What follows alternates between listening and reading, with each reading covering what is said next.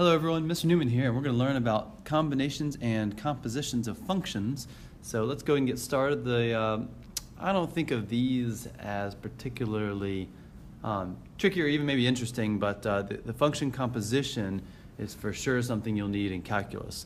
Combinations of functions, not so much, but we still got to learn about it, and it's just a good algebra practice. So you notice I underlined the blue, f of x is blue, and g of x is green.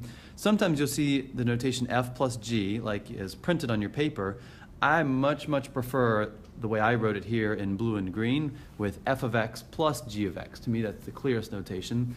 Unfortunately, your textbook chooses perhaps what I think is the worst and the ugliest notation, this parentheses around the f plus g and then another parentheses x, which to me makes absolutely no sense, but just a heads up, it's what your textbook has. So just as long as you can translate between those. Let me show you what this means. We just substitute in, and I'll show you I'll color code it so it makes sense. Put parentheses around it as you do, although here with the plus it doesn't matter too much, it's the later ones that matter more. We're just going to substitute those in, and when you combine like terms you get x squared plus 3x plus 3, and that's what f of x plus g of x is. For the subtraction, same deal. Again, ugly textbook, but beautiful math. Right here we've got x squared plus x, and we're going to subtract it. Notice we have to distribute the negative, so like -1 times all that on the right, and that gives us, when you combine like terms, x squared minus x minus 3. Up here on the top right, that is a dot as multiplication. Be careful you don't confuse that with an open circle. Means something different we're going to see in a little bit here. F of x plus times g of x is the best way, I think, to write it.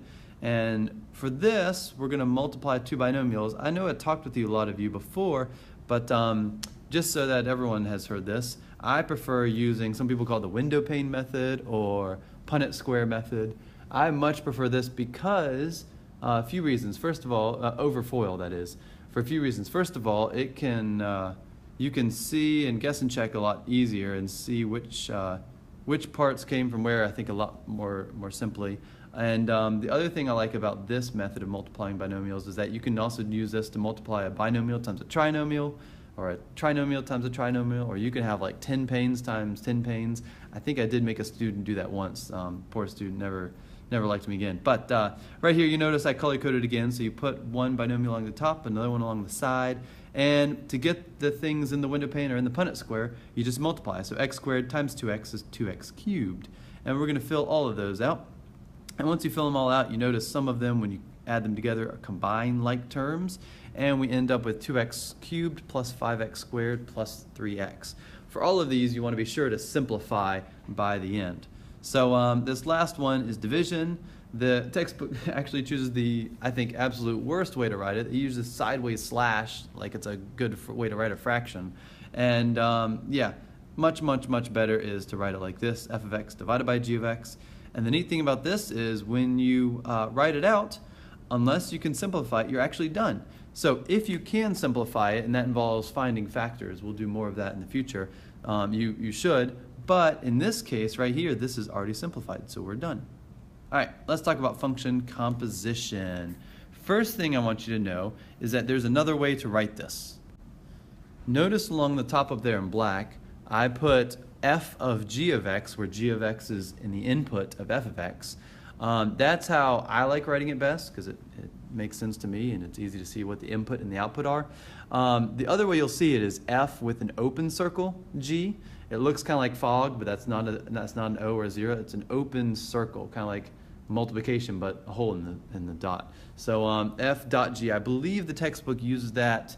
Yes, the textbook uses that, and they might even put parentheses around it, which I don't understand the point of those parentheses. But either way, I'm going to be using my notation here because I like it a lot better, and feel free to use whichever one you want on tests and quizzes when you're answering these questions. So let's start with this first one. First of all, whenever you're doing these, you always want to start with the inside and work your way out. So we're going to do the innermost set of parentheses, the first thing you want to do. The other thing that always seems to throw some students off is the way to read this table. This is just a simple input-output table, kind of like you guys write when you make x and y values. except there's 3 columns. There's an f of x and a g of x column. So what I'm going to do is I'm going to write f of x, and it's f of g of 1. Instead of writing g of 1, I'm going to figure out what g of 1 is.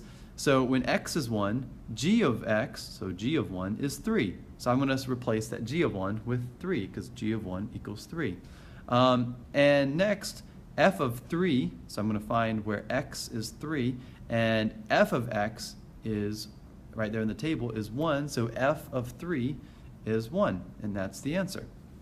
Let me do a few others for you just to notice it, just to get the pattern. So again, I'm going to write f of g of 2, but instead of writing g of 2, let me figure out what g of 2 is. When x is 2, g of x is 2, so g of 2 is 2. And the input is, the output of g of x is 2. That's also the input for f of x. And so let's figure out, okay, when x is 2, f of x is 4, so f of 2 is 4. And that is our answer for the second one. You go ahead and try this one on your own. All right. Now, for this next problem, there's 3 of them, and again, we're just going to start in the inside and work our way out. So I'm going to rewrite all of it, except I'm not going to write that innermost f of 3. I'm going to look at 3. What is f of 3? It is 1. So we're going to replace it with a 1. Next, I'm going to take care of g of 1. So I'm going to rewrite f of, and g of 1, let's figure out when x is 1, g of x is 3, so g of 1 is 3. And lastly, we start with f of 3, which is 1, so our answer is 1 after all that. All right, you go ahead and try that last one on your own. All right, so we did that with a table. The next thing is to do that with an equation. The way we want to do this, I'm going to color code it again this time, and I want you to notice the input of a of b of 1 is 1, the innermost input. So we're going to start with that. I'm going to leave the outside the same for now. There's actually more than one way to do these kinds of problems, but I want to show you guys how I do them. So I'm going to rewrite the inside with the equation up there. Instead of b of x, I'm writing 3x minus 2. But because the input is 1, I'm going to put a 1 there. And I can actually solve that. 3 times 1 is 3, minus 2 is 1.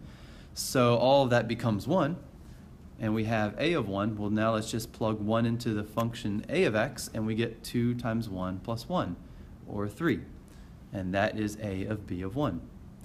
Let me show you another one of those, because the 1 and the 1 can get a little confusing. So here we have an input of 2. So I'm going to rewrite a of, and inside I'm going to put b of x. But instead of x, I'm going to put the input of 2. So our input's 2. We can solve that. 3 times 2 is 6, minus 2 is 4, so my input is now 4 for a. And so a of 4 becomes 2 times 4 plus 1, and we get 9. All right, I'll let you try this next one. All right, now this is a little bit trickier because we don't have a specific value we're plugging in. Instead, we're doing a of b of x, so unfortunately, I can't simplify it each time. So we're going to have to plug in the whole thing into a of x. So notice x is the input, so I'm going to leave x there. So it's 3x minus 2. And I'm going to rewrite a of a, that's 2 times something plus 1. But that something is all that whole input, 3x minus 2. So I'm going to put 3x minus 2 on the inside. And we're done except for we can simplify this, so let's multiply that 2 out, and we get 6x minus 4 plus 1, and we end up with 6x minus 3, which is the a of b of x. Now, one quick way to check your work, we could try plugging in 1 like we did in the very first row and seeing what we get. And when you plug in 1, 6 times 1 is 6, minus 3 is 3, so we checked, and yeah, that is correct. We could also do plug in 2, and you notice 6 times 2 is 12. Minus 3 is 9. So one way to do those first two problems, a of b of 1 and a of b of 2, is to do a of b of x and then just plug it into the function that you get in the end. Caution here, you cannot do that when a and b are switched, okay? Switching a and b will change the function. So you can try that, but you'll notice a of b of 2 is different than b of a of 2, so make sure you have that order correct. All right, go ahead and try that last one on your own. So the last thing we need to do is function decomposition. It's the opposite of function composition. It's undoing it. So one thing, well, it's always funny and tricky here, is there are actually multiple correct answers, but there's usually one kind of more obvious answer, and this is a skill that is very, very helpful in calculus when you get to u substitution. So I want to go ahead and show it to you now so you can start seeing that. What it's going to do is we have a very complex function there, and we're going to break it apart into two functions that if you compose them, they become the original function. So I'm going to rewrite h of x there, but I'm going to rewrite it with two different colors. So you see I wrote one in blue, one in red, and I did that for a very specific reason, because the blue is going to is our f of x and the red is our g of x. So I want to rewrite and say what each one is. F of x is just x to the fifth. G of x is 3x squared minus 4x plus 1. Now there's a few ways to check our answer. We could write out f of g of x, kind of like we did above, and do function composition and make sure we got it right. That would be one way to do it. Another way to check your work is to pick a number, plug it in, and see what happens. So I just picked 2, not knowing what it would become.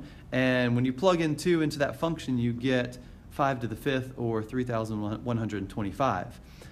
Let's also do that with f of g of 2 and see if we get the same thing. So g of 2, when you plug in 2 into g of x up there, you get 5. And f of 5 is 5 to the fifth, so you get the same number, 3,125. All right, I'm going to rewrite the next one. Oh, so that's a check, yeah. I'm going to rewrite the next one and color code it for you, and I want you to finish it. So you notice I wrote one thing in blue and one thing in red. You go ahead and finish the problem by writing out what is f of x and what is g of x. Okay, and now I want you to go ahead and try that last one on your own. So last thing I want to ask you is I have an understanding question. This is a good highest level question on a quiz, something like this. I want you to think about the domain and range of h of x, f of x, and g of x, okay?